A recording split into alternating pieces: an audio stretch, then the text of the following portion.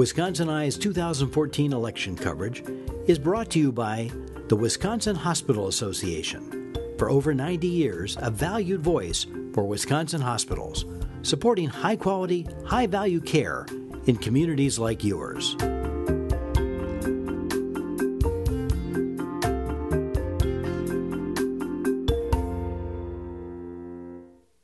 Wisconsin Eye is at the Milwaukee Public Library interviewing candidates in the 2014 elections. We're interviewing State Representative Christine Sinicki of Milwaukee. She's a Democrat seeking re-election in the 20th Assembly District. Christine, welcome back to Wisconsin Eye. Thank you for having me. Programming note, Wisconsin Eye appreciates the support of the Wisconsin Hospital Association, which represents more than 139 hospitals and health systems, for making these candidate interviews possible.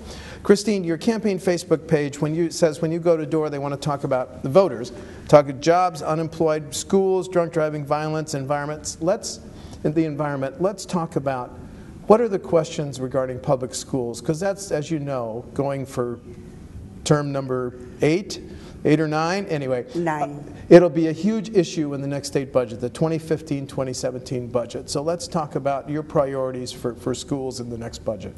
As you know, I originally ran for the legislature many years ago because of public education. And over the years, we have just watched, as public education continues to be decimated by the majority party. I think the first thing we need to do is reinstate the close to $500 million that was cut from the budget for public education. The second thing we need to do is take a serious look at going back to 2/3 funding. Public school funding is one of those issues that a lot of people just kind of turn glassy-eyed when you talk about it, because it is a very difficult issue to tackle.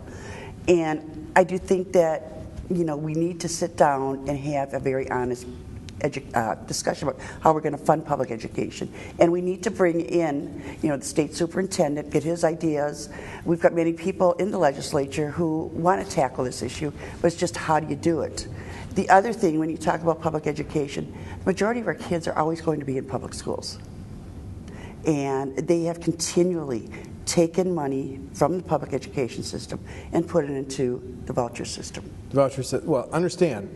So what do you think? Now, you have been part of the debate in Milwaukee on vouchers for more than 20 years. Yes.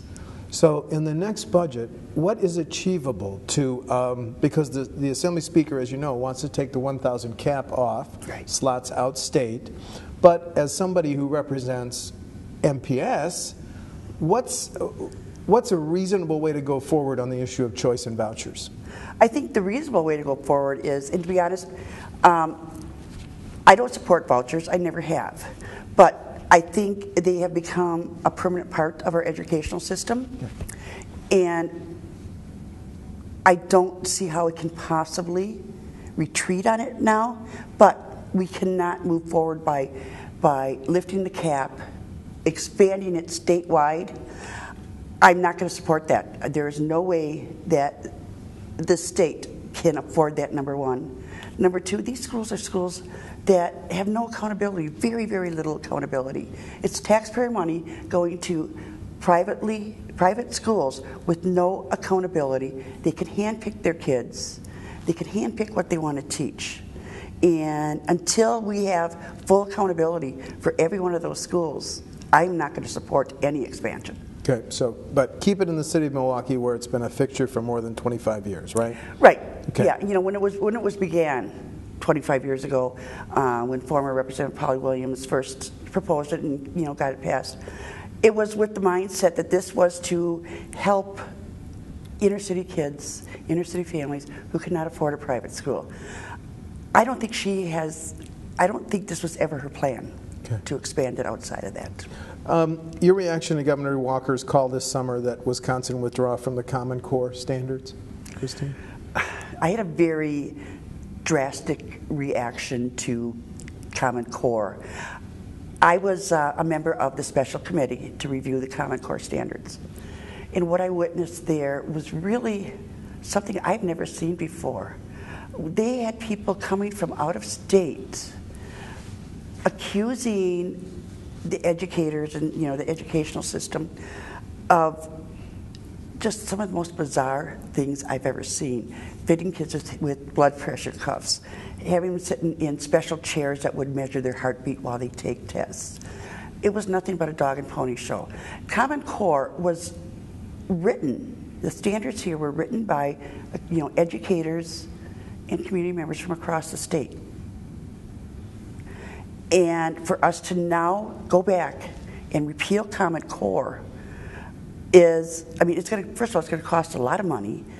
It's going to put our education system, it's going to turn it on its head, because even private schools are following the standards now. I see. And I am not going to support repealing Common Core. Can they be fixed? Can they be tinkered with? Can there be changes? Yes. You always have changes as you're going through a new system and working things out. But I cannot imagine why anybody would want members of the legislature to write education standards. Okay. That's not my interest at all. When you go door to door, another issue that they ask about is violence. This comes after the tragic death of 10-year-old Sierra Guyton. Yes. When they ask about violence in the city, what hope or what legislative remedy do you talk about? These are ongoing discussions that myself and other members of the Milwaukee delegation have been having with the mayor and the police chief. And it's kind of an ongoing discussion as we're working through proposals. And that's what I'm telling people at the doors. It really is a priority, especially when you look at what happened this past summer in Milwaukee. There were several children shot. And so, I'm not opposed 100% to guns. We have, there's reason to have guns. There's, hunters. I don't want to take hunters' guns away. But we do have to get, we have to get a handle on how the criminals are getting these guns. In a discussion with the police chief, he got very, very adamant about the fact that that's what we have to address. It's girlfriends buying the guns for them, it's brothers, sisters, mothers buying guns for their felon sons who are getting these guns illegally, and that's what we need to get a handle on. Because we cannot sit back and watch one more child be shot on a playground or one more child get caught in a crossfire while they're sitting on their front porch. Okay. Let's move to transportation funding. The Zoo Freeway is going to cost maybe $1.7 billion. The Hone Bridge needs work. There's talk about widening some of the freeways. The debate from Miller Stadium to the Zoo Freeway. Mm-hmm. Yet there's a projected $600 to $700 million deficit in the next biennium. How would you fill that deficit? That's something I've been struggling with for quite a while now. And to tell you the truth, I don't think there is an easy answer. There's been several proposals, from toll roads to raising the gas tax to raising fees, and none of those have been acceptable to the public. So, we do need to sit down and have a very serious talk about, are we willing to raise gas tax and take care of our infrastructure? Because if you look at especially in this area, like you mentioned, the Hone Bridge, that is something that desperately needs to be fixed. We have, the Leo Frigo Bridge in Green Bay that collapsed. And we need to take care of our infrastructure, and we need to figure out how we're going to do it. But the other piece of this that we need to have a real serious conversation with is, how are we going to make sure our public transportation system stays viable? Okay. Especially in my district, we had real high hopes for, when we had the RTAs and KRM coming through and the bus system being supported. And when they eliminated the RTAs, it eliminated a lot of my district's economic development plans. Would you consider raising either the gas tax or the $75 that you and I pay to register our cars? Like I said, that's, it's something I've been struggling with. Maybe it needs to go referendum, see if the voters would support raising the gas tax in order to make sure our infrastructure is safe. Okay. Let's talk about health care. 1 in 5 Wisconsin residents get their health care through our Medicaid system. Mm-hmm. The American Hospital Association says that we have the second lowest reimbursement rates in the nation. Do you think those reimbursement rates should be raised, Representative? Yes. I do think they should be raised because, patients on Medicare, they deserve, they get the same treatment we get. Hopefully they do. But, on the other hand, I think it would be much easier to raise it if we had not rejected the federal money. To expand MA. Okay. And, the other piece of that, if we had not rejected that federal money, we would not have 85,000 people in this state that are now without insurance. Okay. When voters ask about the environment, are they asking about the mining bill, or do they have local concerns in the 20th district? Well, there are some local concerns. If you're familiar with the 20th district, it runs along the lakefront. Okay. And we have some very beautiful natural areas. We have Seminary Woods, which has always been a very big concern for people in my district because it's a beautiful natural urban forest, and it's owned by the Milwaukee Archdiocese. So that's one of their big concerns.